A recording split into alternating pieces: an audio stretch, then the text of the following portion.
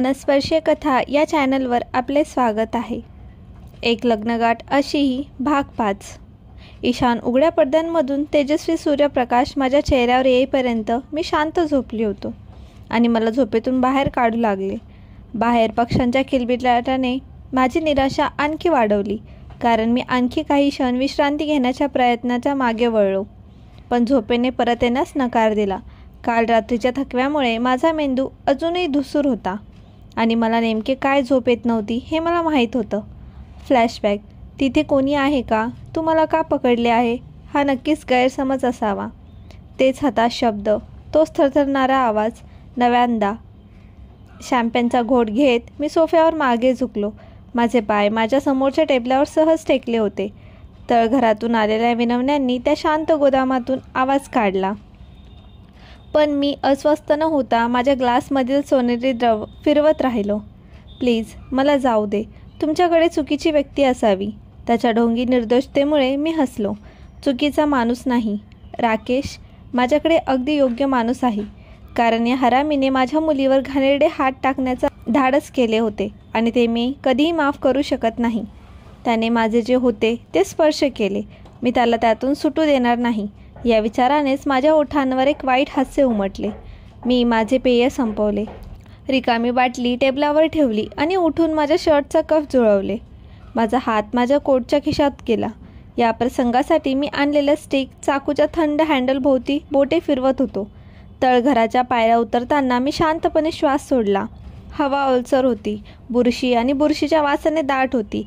एका चमकणाऱ्या बल्बने भेगा पडलेल्या भिंतीवर भयानक सावल्या टाकल्या आणि तिथे खुर्चीला बांधलेला राकेश होता. दयनीय. मी दार ढकलून उघडले. त्याला बिजांगरावर कर्कश आवाज येऊ दिला आणि आत शिरलो आणि तो माझ्या मागे बंद केला. ज्या क्षणी त्याने मला पाहिले त्याचे डोळे भयानकपणे विस्फारले. ईशान, तू? माझी आठवण आली का, प्रिय चुलत भाऊ? मी रेखांकन केले, खुर्ची ओढली आणि त्याच्या समोर बसलो. माझ्या हालचाली जाणीवपूर्वक आरामशीर केल्या. मला का बांधले? तू इथे का आहेस? तो अडखळला. अरे, आपण निष्पाप आहोत ना? मी पुढे झुकलो. माझे कोपर माझ्या गुडघ्यांवर ठेवले. तुम्ही जे केलं ते केल्यानंतर मी तुम्हाला जाऊ देईन असे तुम्हाला खरोखर वाटले होते का? त्याचा चेहरा विचित्र झाला. त्याला जाणीव झाली. अरे ते चल यार, ती काही मोठी गोष्ट नव्हती. शिवाय इतक्या दिवसांपासून जे खात आहे त्याची चव घेण्याचं काय नुकसान आहे? त्याने ज्या पद्धतीने बोलले, निर्लज्ज, निसंशय, त्याने माझ्या आत काहीतरी धोकादायक पेटवलं. चाकूवरील माझी पकड घट्ट झाली, पण मी माझा राग प्रकट होऊ दिला नाही. त्याऐवजी मी हसलो. तिला स्पर्श करण्यासाठी तू कोणत्या हाताचा वापर केलास?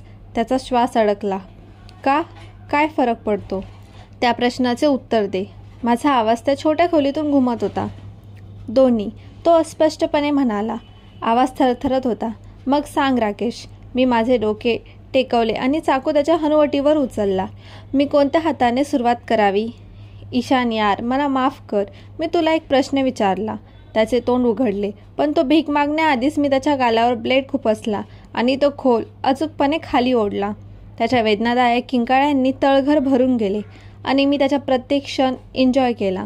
जेव्हा तो वेदनेने श्वास घेत होता, त्याचे रडणे थांबले, तेव्हा मी त्याचा फोन त्याच्या थरथरत्या हातात दिला. मोठी आत्या, मी जे सांगतो तेच मेसेज कर. चाकू अजूनही हनुवटी खाली दाबलेला असताना त्याने घट्ट गिळले आणि मान हलवली. आई, मी जे केलं ते चुकीचं होतं. मी तिचा खूप दोषी आहे. मी आता कोणाला तोंड देऊ शकत नाही. मी देश सोडून जात आहे आणि कधीही परत येणार नाही. सर्व गोष्टींसाठी माफ कर. त्याची बोटे स्क्रीनवर फिरत होती, जोरात थरथरत होती, पण त्याने टाईप केलं. मग त्याने सेंड दाबलं. चांगला मुलगा, मी कुरकुरलो त्याच्या गालावर थट्टा करत, आणि मग मी कामाला लागलो. एका मागून एक खेळ करत मी त्याच्या बोटांवरून ते सोललो, एक एक करून, जोपर्यंत त्याचं रक्त थंड कॉन्क्रीटच्या फरशीवर साचले नाही. त्याच्या ओरडण्याचा आवाज खोलीभर घुमत नाही, पण तो पुरेसा नव्हता. अजून नाही. प्रत्येक वेदनादायक फटक्यात मी त्याचे बोटे फिरवत असे, जोपर्यंत हाडे तुटत नव्हती. माझ्या फुलपाखराला स्पर्श करणाऱ्यांचे असेच होते. मी कुजबुजलो. ती माझी होती. ती नेहमीच माझी राहिली आहे. आणि जेव्हा मी शेवटी त्या तळघरातून बाहेर पडलो, तेव्हा मला शांती मिळाली. खूप दिवसांनी पहिल्यांदाच फ्लॅशबॅक संपतो. मी हसून केसांमधून हात फिरवला. अरे, ते समाधानकारक होतं आणि ते संपलं नव्हतं. अजून नाही. त्याला अजून खूप किंमत द्यायची होती. मी ते नक्की करेन, पण त्याआधी मला काहीतरी अधिक महत्त्वाचे हाताळायचे होते. सकाळचे नित्यक्रम संपवून मी बैठकीच्या खोलीत गेलो. शनिवार असल्याने सगळे तिथे जमले असावेत. सानिका तिच्या अनुपस्थित मला त्यांच्याशी बोलायचं आहे. नमस्कार बाबा. वर्तमानपत्र वाचत होते. मामा टी व्ही पाहत होते. आई आणि मामी नाश्त्याचं टेबल लावण्यात व्यस्त होती. मोठी आत्या हीर इथे नव्हती. अगदी बरोबर. नमस्कार, बाबा आणि मामाने उत्तर दिले. मी मामाच्या शेजारी बसलो. सहज टी व्हीत पाहत होतो, पण माझे लक्ष बाबावरच होते. काही क्षणांनी त्याने वर्तमानपत्राची घडी घातली आणि चष्मा काढला. मला तुझ्याशी काहीतरी बोलायचं होतं. मला आधीच माहिती होतं की काय होणार आहे. नक्कीच बाबा. नाश्त्याच्या टेबलावर मी माझा टोस्टवर बटर पसरवून वाट पाहत होतो. मग बाबा शेवटी बोलले, तर तू काल काय म्हणालास? तू त्याबद्दल गंभीर होतास का? मी बटर चाकू खाली ठेवला, सर्वांचं उत्सुक नजरेला तोंड देत. मग मी मान हलवली. हो बाबा, मी गंभीर होतो. मी माझी नजर मामा आणि मामीकडे वळवली. मोठी आत्या आणि राकेशला सानिकाच्या चारित्र्यावर शंका होती. त्यांनी तिचा अपमान केला आणि मी एक दीर्घ श्वास घेतला. मला तिच्याशी लग्न करायचं आहे. मी तिला 7 जन्मे साथ देईन अशी घोषणा करण्यापूर्वी मला तुमची परवानगी मागायला हवी होती. पण आता मी तुम्हाला योग्यरित्या विचारू इच्छितो. मी तुमच्या मुलीशी लग्न करू शकतो का? शांतता. मग मामाने डोके हलवत श्वास सोडला. ईशान बेटा, तू अगदी माझ्या स्वतःच्या मुलासारखा आहेस. मला काही आक्षेप नाही. खरं तर मी तुझा आभारी आहे. तिला वाचवल्याबद्दल, तिचे रक्षण केल्याबद्दल. हो, मी तुला तिच्याशी लग्न करण्याची परवानगी देतो. त्यांचा आवाज भावनेने जाड झाला. मी जे करायला हवे होते ते तू केलंस.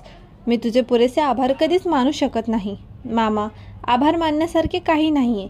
मी माझ्या मानेला हात लावला. जर काही असेल तर तुमच्या लाडक्या मुलीशी लग्न करण्याची परवानगी दिल्याबद्दल मी तुमचे आभार मानायला हवेत. मी तुम्हाला वचन देतो, मी तिला नेहमी आनंदी ठेवीन. सर्वांनाच आराम मिळाला. पण मग बाबाने विचारले, तू तिला त्याबद्दल सांगशील का? मी लगेच मान हलवली. नाही, तिला माहीत असण्याची गरज नाही. ते फक्त तिला दुखवे. पण तिला अंधारात ठेवणं देखील योग्य नाही. त्याने तर्क केला. बाबा, तिने 20 वर्षे न कळत घालवली आहेत. आता तिला सांगण्याची गरज नाही. बाबाने उसासा टाकला आणि ते गप्प बसले. आणि मग हवेत एक किंचाळी घुमली, ज्यामुळे सगळेच गोठले. डोकी दाराकडे वळली. जिथे कोण आहे ते पाहण्यासाठी आम्ही वळलो. ईशान. घरात एक मोठा आवाज आला आणि त्याने लगेच सर्वांचे लक्ष वेधून घेतले. आम्ही उगमनस्थानाकडे वळलो आणि स्वयंपाकघराच्या दाराशी माझा छोटासा त्रासदायक माणूस उभा असल्याचे आढळले. आकर्षक लाल रंगाची अनारकली परिधान केलेली, तिचे केस खांद्यावर मुक्तपणे पसरलेले, जुळणारे झुमके आणि बांगड्या घातलेले. ती मनमोहक दिसत होती. मेकअपचा एक छोटासा स्पर्श तिच्या नैसर्गिक सौंदर्यात भर घालत होता, ज्यामुळे ती चमकत होती. वाव, तू इतक्या लवकर परत आलीस. विकासला तुझी आधीच सवय झाली आहे असं वाटतंय. मी हसून तिला चिडवलं, कारण विकासने मला आधीच सांगितल्याप्रमाणे ती इथे येणार होती हे तिला चांगलं माहीत होतं. ती आल्याबरोबरच इथे धावत आली असावी, तिच्या नवऱ्याला मागे सोडून. तो आता कोणत्याही क्षणी चालत येईल. दादा, ती ओरडली थपकत. मी हसलो. माझ्या जागेवरून उठलो आणि तिला उबदार मिठीत घेतलं. आम्ही मिठी तोडताच तिने मोठ्या उत्साही आवाजात सर्वांना अभिवादन केले. नमस्कार, नमस्कार. आईने तिला दुसऱ्या मिठीत ओढत उत्तर दिले. मी पाहिलं की तिचे डोळे अखंड अश्रूने चमकत होते. आई, प्लीज रडू नकोस. मला तयार व्हायला 30 मिनिटं लागली, नीलम कुजबुजत म्हणाली. आईने खेळकरपणे तिचा हात मारला. ड्रामा क्वीन, ती प्रेमाने कुरकुरली. नीलम आईच्या शेजारी बसली. लहान मुलासारखी तिच्याशी चिकटून राहिली. मला तुझी खूप आठवण येत होती आई, ती कुरकुरत म्हणाली आणि आईला मिठी मारली. आणि तुझे बाबा? माझ्यावर प्रेम नाही? बाबाने हसत हसत चिडवलं. अर्थात नाही बाबा, तिने लगेच स्वतःला सुधारण्याऐवजी प्रत्युत्तर दिलं. म्हणजे मलाही तुझी आठवण येत होती. ते तसं वाटत नव्हतं. बाबा पुढे म्हणाले. दुखापत झाल्याचे नाटक करत मी तुमच्यावर खूप प्रेम करते माझे प्रिय बाबा, तिने नाट्यमयपणे घोषित केलं. त्याच्या शेजारी बसण्यासाठी उठली आणि त्यांच्या खांद्यावर डोके ठेवले. बाबांनी तिच्या डोक्यावर थाप दिली. त्यांचे भाव सौम्य होते, तर आम्ही बाकीचे लोक आश्चर्याने पाहत होतो. नमस्कार, एका खोल मर्दानी आवाजाने क्षणात व्यत्यय आणला. तो दुसरा तिसरा कोणी नसून माझा सर्वात वाईट मित्र विकास होता. क्रीम रंगाचा कुर्ता घातलेला, ज्याच्या बाही वर गुंडाळलेल्या होत्या आणि पहिले 2 बटणे उघडी होती. त्याचे केस व्यवस्थित स्टाईल केलेले होते. नाकावर सनग्लासेस लावले होते. तो त्याच्या देशी पोशाखात खूपच देखणा दिसत होता. नमस्कार. सर्वांनी एक सुरात स्वागत केले. आईने त्यांचे मनापासून स्वागत केले. त्याने आणलेले फळे आणि केक तिला देण्यापूर्वी त्याने विनम्र आभार मानले आणि नंतर माझ्या शेजारी असलेल्या रिकाम्या जागेवर बसला. विकास, हे सगळं करण्याची काय गरज होती? तू असंच यायला हवं होतंस, बाबाने त्याला सांगितलं. विकासने फक्त खांदे उडवले. नीलम तुम्हा सर्वांना मिस करत होती, म्हणून मला वाटले की आपण भेटायला जावे. रिकाम्या हाताने येणे योग्य वाटले नाही. तो बोलत असताना त्याची नजर माझ्या बहिणीवर पडली. तो ज्या पद्धतीने तिच्याकडे पाहत होता, प्रेम आणि कौतुकाने भरलेला, त्यामुळे माझे हृदय समाधानाने भरून आले. मी त्याचा प्रस्ताव स्वीकारून योग्य निर्णय घेतला होता. तो माझ्या लहान बहिणीसाठी परिपूर्ण पुरुष होता. देव तिला नेहमी आनंदी ठेवो. नीलम कुठे आहे? ती नाश्त्याच्या टेबलावर नाही आहे, जे तिच्यापेक्षा खूप वेगळं आहे. आज आपल्या खवयाला भूक लागली नाही का? नीलमने अचानक विचारले, ज्यामुळे सगळेच थंड झाले. बाबा आणि मामाने एकमेकांकडे पाहिलं आणि आई आणि मामीनेही तसेच केलं. नीलम मूर्ख नव्हती. तिने लगेच ते लक्षात घेतलं. सर्व काही ठीक आहे ना? ती ठीक आहे ना? हो, ती फक्त झोपली आहे. ती फंक्शनने थकली होती, मामीने खोटे बोलले. नीलम तिच्यावर विश्वास ठेवेल अशी आशा होती, पण नीलम ते मान्य करत नव्हती. तुमचे हावभाव मला वेगळीच कहाणी सांगत आहे. काय झालं? आता तिच्या आवाजात तीक्ष्ण धार होती. मी विकासकडे पाहिलं आणि शांतपणे त्याला सध्या तरी ते सोडून देण्यास सांगितलं. त्याने मला हलकेच होकार दिला, पण आम्हा दोघांनाही माहीत होतं की नीलम हे प्रकरण सोडणार नाही. वडीलधाऱ्यांमध्ये एकरूप नजर टाकल्यानंतर अखेर आमची बोलणी झाली. तिने नीलमला सगळं सांगितलं. काय? नीलमचा आवाज मोठा झाला. तिचा चेहरा अविश्वासाने वळवला. इतके काही घडले आणि तुम्हाला सांगितलेही नाहीस? बेटा, आपण असं करू शकतो. ती तुझी बारात होती. आम्हाला तुझा दिवस खराब करायचा नव्हता, आईने स्पष्ट केलं. पण ती आता कुठे आहे? नीलम म्हणाली. तिचा आवाज काळजीने भरलेला होता. तिला काय सहन करावे लागले असेल याची मी कल्पनाही करू शकत नाही. तिचे हात मुठीत घट्ट आवळले गेले. आणि तो हरामी, जर मी त्याच्यावर हात टाकला तर? तिने हवेत मुक्का मारला, पण तिला त्याची गरज नव्हती. राकेशला आधीच हाताळण्यात आले होते, तरीही पुरेसे नाही. मी त्याला पुन्हा भेटण्यासाठी एक मनापासून नोंद केली. शांत हो माझ्या वाघिणी, विकास कुरकुरला. त्याच्या बोलण्याने नीलम लगेच रागवली. मी विकासवर एक गोळी झाडली आणि नंतर त्याच्या फासळ्यांमध्ये जोरात ढकलले. त्याने विचित्रपणे आपला घसा साफ केला, कारण त्याला संपूर्ण कुटुंबासमोर तो काय बोलला होता हे लक्षात आले होते. त्याच्या लाजिरवाण्यापणावर वडीलधारी लोक हसले. मी सानिकाला भेटणार आहे, नीलमने घाईघाईने घोषणा केली आणि तिची अस्वस्थता लपवण्याचा प्रयत्न करत खोलीतून बाहेर पडली. सानिका, तू इतकी स्वार्थी कधीपासून झालीस? तू त्याच्याशी असं कसं करू शकलास? ज्याने तुला वाचवलं, ज्याने तुझी इज्जत जपली. विस्कटलेले केस, सुजलेले लाल डोळे आणि अश्रूंनी डबडबलेला चेहरा. मी व्हॅनिटी आरशात माझ्या प्रतिबिंबाकडे पाहत होतो. मी जे पाहिलं त्याचा मला तिरस्कार वाटत होता. तो दुसरं कोणावर तरी प्रेम करत होता. तो तिच्याशी लग्न करू इच्छित होता. त्याने मामा आणि मामी यांना तिच्याबद्दल सांगितलं आणि तरीही मी त्याला हो म्हटले. मी कसे करू शकते? माझ्या छातीवर अपराधीपणाची भावना खूप वाढली. मी आरशापासून सावकाश पावले उचलले आणि गुडघ्यांना मिठी मारत जमिनीवर कोसळले. नीलम इथे असती तर बरे झाले असते. मला तिची गरज आहे. ती समजून घेईल. ती माझा न्याय करणार नाही. ती मला मार्ग शोधण्यास मदत करेल. माझ्या ओठातून एक कुजबूज सुटली. मला तुझी आठवण येते नीलम, मला तुझी खूप आठवण येते. तुला आता गरज नाही. मी इथे आहे. माझे शरीर कडक झाले. तो आवाज हळूहळू मी माझे डोके वर केले. ती तिथे होती, माझ्या समोर उभी होती. मी डोळे मिचकावले. एकदा, दोनदा. ती गायब झाली नाही. तिला खूप मिस करून मी तिच्या भूताला बोलवले होते का? ती भ्रम होती का? माझे मन माझ्याशी खेळत होते का? जेव्हा ती माझ्या पातळीवर खाली वाकली, माझ्या पोझिशनचे प्रतिबिंबित झाली, तेव्हा माझ्या विचारांची रेलचेल कोसळली. तू ठीक आहेस ना? तिने विचारले. तिच्या आवाजात काळजी स्पष्ट दिसत होती. मी संकोचून तिच्या गालाला स्पर्श केला. तू खरी आहेस का? ती हसली आणि माझ्या डोक्यावर हात मारला. तुला आता माझ्यावर विश्वास आहे का? मी तिच्याकडे पाहिले. तर तू खरी आहेस म्हणजे की सच्चीवाली खरी? नक्कीच मूर्ख, ती हसली आणि नंतर मला घट्ट मिठीत ओढले. मी लगेच तिच्या मिठीत शिरून रडले. ठीक आहे, मी आता इथे आहे, ती कुरकुरली आणि मला हळुवारपणे हलवत म्हणाली. शेवटी आम्ही निघालो तेव्हा तिने मला पाण्याचा ग्लास दिला. राकेशला शिक्षा झाल्याशिवाय सोडणार नाही, तिने मला आश्वासन दिले. माझी छाती पुन्हा घट्ट झाली. माझी नजर माझ्या मांडीवर गेली. काहीतरी गडबड आहे, ती म्हणाली. तो प्रश्न नव्हता. मी डोळे बंद केले. मला माहीत असायला हवे होते की ती माझ्यातूनच पाहेल. आता कडधान्य सांडवा. आणि असंच मी तिला सगळं सांगितलं. शांतता. काही ठोके झाले. 1 2 3. अरे देवा. ती तिच्या फुसफुसांच्या वरच्या भागात ओरडली. मी कानावर हात ठेवले. नीलम गप्प बस. दादाने खरंच हे सगळं केलं का? तिचे डोळे चमकले. मी संकोचून मान हलवली. हे खूप रोमॅन्टिक आहे, ती ओरडली. नाही, तसं नाही आहे, मी कुजबुजले. माझ्या भावनांच्या ओझ्याखाली माझा आवाज चिडत होता. हे मला अपराधी वाटत आहे. तो. माझ्या डोळ्यातून अश्रू येत असताना माझा घसा घट्ट झाला. त्याने माझ्यासाठी खूप काही केले आहे, कारण मी त्याची चुलत बहीण आहे, कुटुंबाच्या सन्मानासाठी. पण तो दुसऱ्याच कुणावर तरी प्रेम करत होता. तुला आठवतंय ना, तो तिच्याबद्दल कसा बोलायचा? तो तिच्याशी कसा लग्न करू इच्छित होता? माझ्या ओठातून एक कटू हास्य सुटले. मी तिची जागा घेऊ शकत नाही. मला घेऊ नये. पण जेव्हा त्याने मला विचारले की मी त्याच्याशी लग्न करेन का, तेव्हा मी हो म्हणाले. मी स्वार्थी होते नीलम. बांधा फुटला आणि मी रडले. आता ते थांबवता आले नाही. अजिबात संकोच न करता नीलम मला तिच्या मिठीत ओढत वादळात हरवलेल्या मुलासारखे हलवत, ठीक आहे, सर्व काही ठीक होईल, ती कुजबुजली आणि माझ्या पाठीवर हात फिरवत शांतपणे म्हणाली. ती थोडी मागे सरकली आणि माझ्या अश्रूंनी डबडबलेल्या चेहऱ्याला हात लावला आणि तिच्या अंगठ्याने माझे गाल पुसले. माझे ऐक, ती म्हणाली. तिचा आवाज मऊ पण ठाम होता. दादाने विचार न करता हा निर्णय घेतला नसता. त्यांना माहीत आहे की ते काय करत आहे. सानिका आणि त्या मुलीबद्दल कदाचित ती त्याच्या आयुष्यात असायला नको होती. कदाचित तू आहे. मी तिच्या डोळ्यात पाहत होते.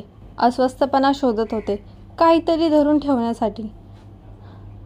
माझ्या मनातील एक भाग तिच्यावर विश्वास ठेवू इच्छित होता, पण दुसरा भाग अजूनही अपराधीपणाच्या भावनेला चिकटून होता.